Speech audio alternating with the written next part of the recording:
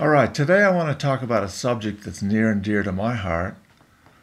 Most of what I write is autobiographical. The poetry, the editorials, the blogging. And so in that vein, I'm going to show you a few books and come to some conclusions. This book was a Christmas gift, and it's called The Power of Introverts, and it's called Quiet.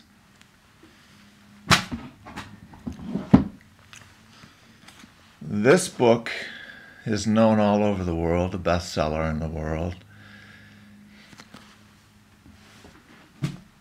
And this book is about what happens when introverts, quiet people, thoughtful people get into this book and try to live their lives by scrupulosity. That's what this is all about. This is written by a Catholic priest who's also a PhD in psychology and has helped me greatly. Joseph W. Ciaraci, Pauline Press is the press. And what are you laughing at? So I was quiet. I was an introvert. I got into the Bible. I had a radically saved experience, developed scrupulosity. What is scrupulosity? Scrupulosity is an irrational fear of what God will do to you if you sin.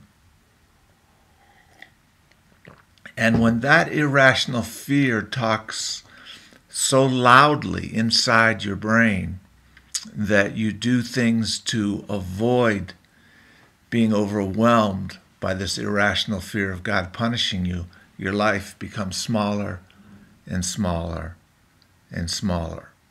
In my worst case of scrupulosity, overzealous fear of sinning, I would call people on the phone, almost a Tourette's type of reaction. Went to a gas station, bought gas, and didn't say thank you loud enough to the gas station attendant. Well, in my twisted mind, that was sin. So the only way that I was going to get this pounding sin off of my mind was to call the gas station attendant and apologize for not saying thank you loudly enough. And that's one small incident. There were hundreds of things, and those are called trigger points, that would set off my scrupulosity. This overwhelming anxiety and fear is what you're trying to get rid of. And the way you do that is through a ritualized behavior. I used to drive by cars and think, wow, I came close to that car. I better leave a note just in case I hit him. And this is a pretty classic scrupulosity disorder. And I left dozens of notes. And then finally, when I was leaving a note on a dark night in a nice neighborhood in Denver on the back of a large black SUV, a guy came out in his bathroom. A woman started shouting from the second story of their Tudor house that she was calling the police and what am I doing? I don't know if the guy had a gun. I don't know what his deal was.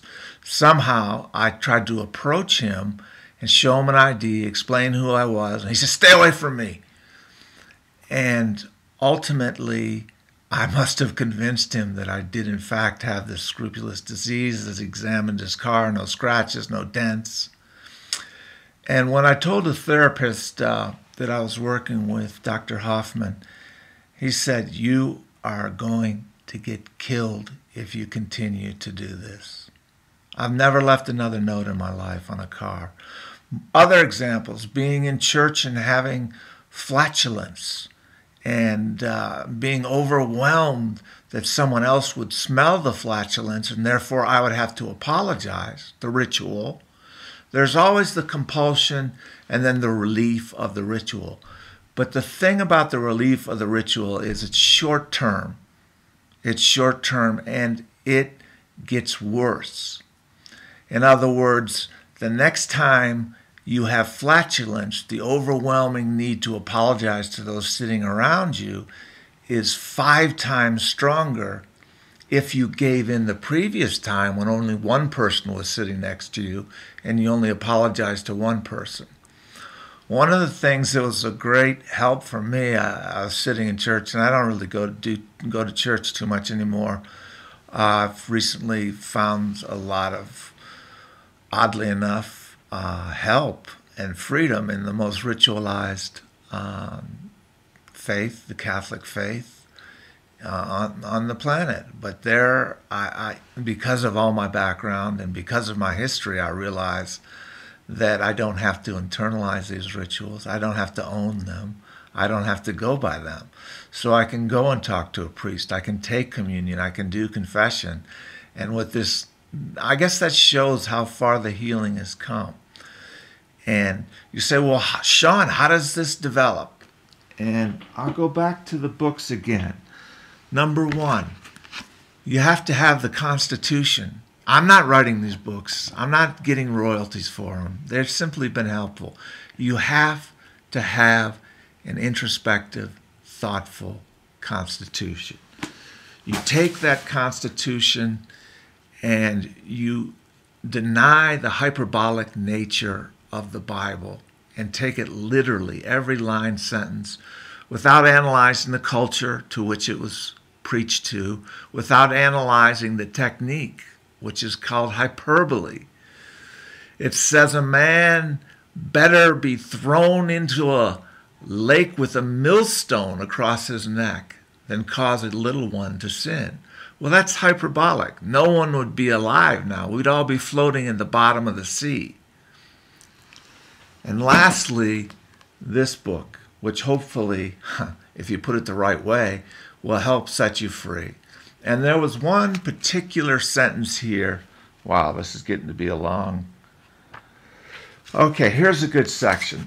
Thought, image, impulse, or behavioral that triggers anxiety. Angry with my spouse, God will punish me. Store clerk returned too much change. Very similar to what I experienced. God will punish me. Love of neighbor means greeting every single person you pass. And if you don't, God will punish me. Urge or an idea to make an obscene phone call. Now that I never had. The compulsions to do bad things I never really had. Idea of running people down with my car. Accidentally. That was a huge trigger point.